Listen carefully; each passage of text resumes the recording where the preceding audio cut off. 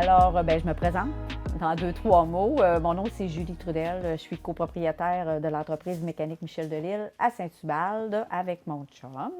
L'entreprise existe depuis 2003. Avant, c'était une petite entreprise. Dans le fond, mon chum, quand il a commencé, il était travailleur autonome. Et ben, avec les années, ben, l'entreprise a grandi. Fait que maintenant, on est une équipe d'environ 6, 7, 8 personnes, je vous dirais, en déficit de personnel. Ça nous en prendrait plus, effectivement. Mais le contexte actuel fait en sorte que la difficulté de recrutement de main-d'œuvre, donc, c'est ça. On a cherché un peu plus loin qu'au Québec, finalement. Mécanique Michel Delisle, bonjour. Aujourd'hui, on est ici pour parler d'immigration avec toi. Oui. Pourquoi tu te tournes vers le recrutement? Bien, pourquoi je me tourne vers le recrutement à l'étranger? Parce que ça fait déjà quelques années que je fais du recrutement, pas juste sur le territoire de Portneuf, que j'essaie de recruter un mécanicien. C'est un métier qui est quand même spécialisé. Puis présentement, c'est un métier qui est Il y a une pénurie de main-d'œuvre de ce côté-là, comme dans bien ces secteurs d'activité. C'est vraiment pas unique au métier de mécanicien. Puis, je suis même allée parce que je connais quand même bien les rouages de recrutement parce que j'ai œuvré dans ce domaine-là pendant plusieurs années. Donc, je sais quand même comment m'y prendre. Puis, j'arrivais pas à dénicher le candidat que j'avais besoin. Donc, je me suis dit, bon, ben là, ça suffit, on change de formule. Quand tu as toujours le même résultat, ben change de recette parce que tu n'as pas la bonne. Fait que j'ai décidé d'aller vers le recrutement à l'étranger. Et là, je me suis embarquée un peu dans une mini-aventure, si je peux dire, parce que là, j'y connaissais absolument rien. J'en entendais parler. J'avais des contacts avec plein de personnes de l'étranger parce que c'est des collègues de travail dans mon autre travail. Donc, c'est ça, tranquillement, j'ai décidé de me diriger vers le recrutement à l'étranger. Donc, comment je m'y suis pris pour arriver à ça? J'ai fait des téléphones. J'ai regardé parce que là, avant de m'embarquer dans l'aventure, si je peux dire, je ne savais pas trop par quel bout m'y prendre.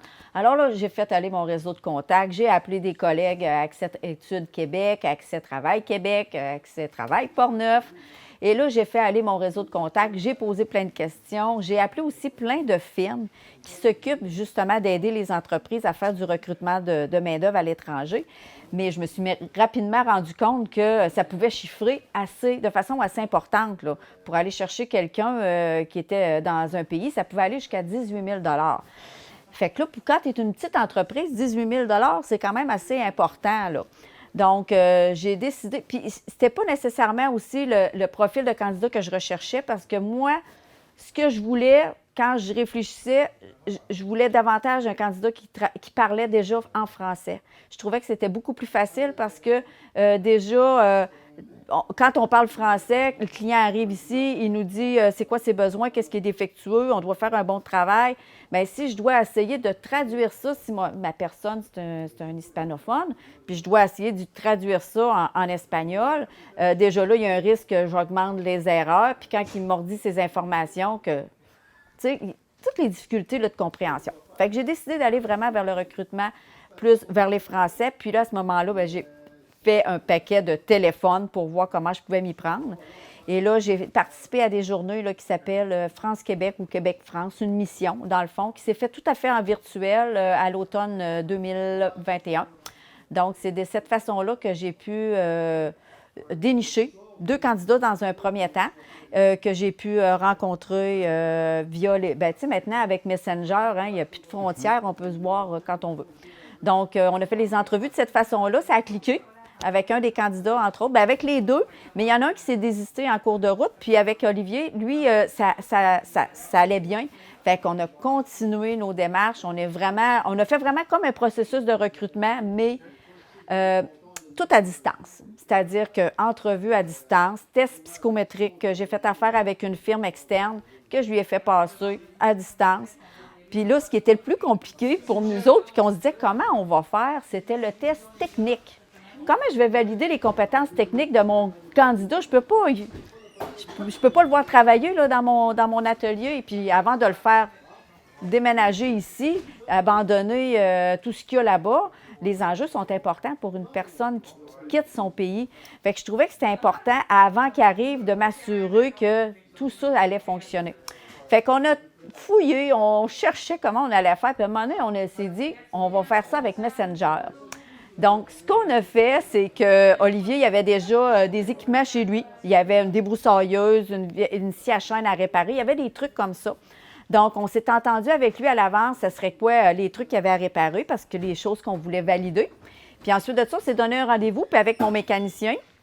Dans le fond, c'est mon mécanicien qui va travailler avec lui à distance, avec les téléphones. Olivier avait mis ça sur sa table de travail. Puis là, ben Jean-Philippe lui posait les questions. Bon, tu démanges ça, telle composante, comment tu vas t'assurer de l'usure?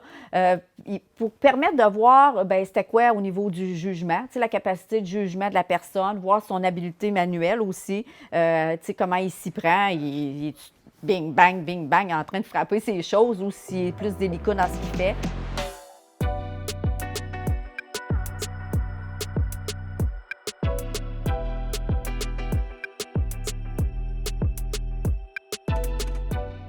Donc, pour arriver à ça, comme je te dis, j'ai fait les entrevues puis tout ça. Quand tout ça a été, comment je te dirais, un peu, oui, qu'on voulait aller plus loin puis tout ça, avant qu'Olivier vienne, on avait déposé sa demande de permis pour, dans le bassin Jeune Pro. Puis pour faire cette partie-là, je me suis fait vraiment accompagner d'une avocate.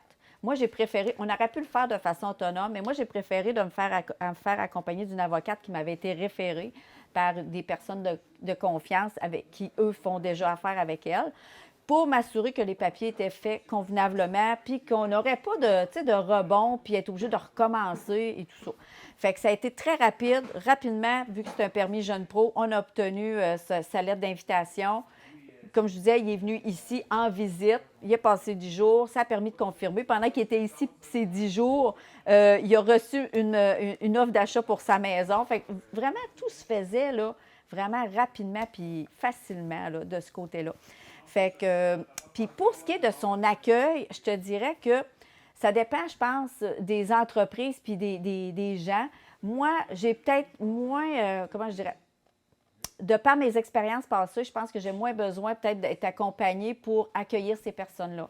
Parce que, bon, j'ai déjà, avant qu'ils arrivent, j'avais déjà identifié des maisons dans lesquelles ils pouvaient aller habiter. J'avais pris des photos, des vidéos. Je leur envoyais ça à distance. Ça te tente-tu? Est-ce que tu aimes ça? Quand tu vas venir au Québec, on ira visiter. Fait que déjà, ça, c'était réglé. On a été visiter la garderie. On a complété tout de suite le formulaire. Le bébé a déjà une place avant d'arriver. Puis c'est dur, habituellement, d'avoir une place en garderie, mais moi, je dis toujours, tu sais, des fois, quand tu fais le bon choix de vie, on dirait que les planètes s'enlignent. Fait qu'on dirait que tout s'est bien aligné. On était vraiment chanceux.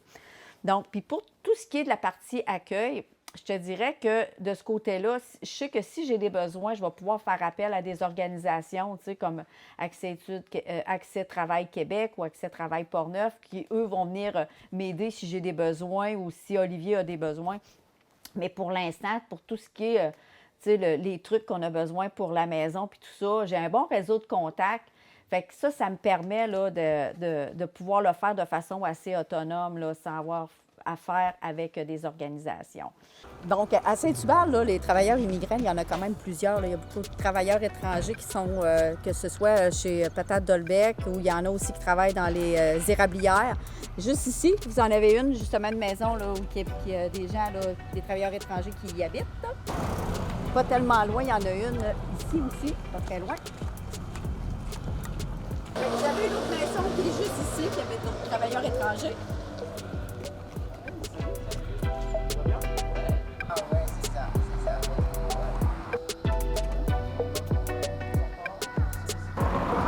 Un petit peu plus loin, on a une autre maison là, qui est juste là, qui abrite aussi d'autres travailleurs étrangers de chez Dolbec. Et vous en avez parfois qui sont hébergés ici au Sainte-Hélène. Et l'autre côté de la rue, 2 maisons plus loin, il y a une autre maison là, qui abrite là, des travailleurs acéricoles du groupe Gestion SMZ. Mais là, j'ai aussi un deuxième travailleur avec qui je travaille que je n'ai pas parlé. Ça, Olivier, c'est déjà pas mal tout attaché. J'en ai un second travailleur, lui, qui est dans le sud de la France.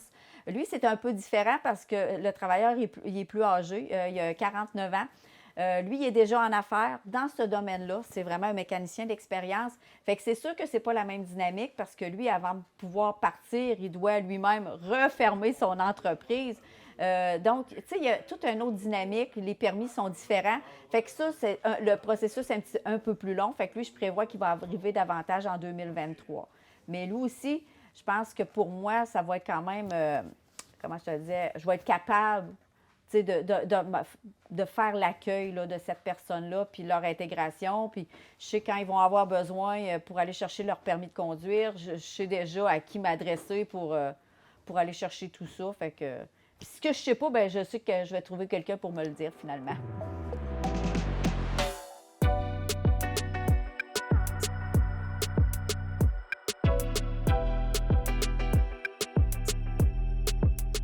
Mais ils ont vraiment deux profils différents, fait que ça va venir diversifier mon équipe.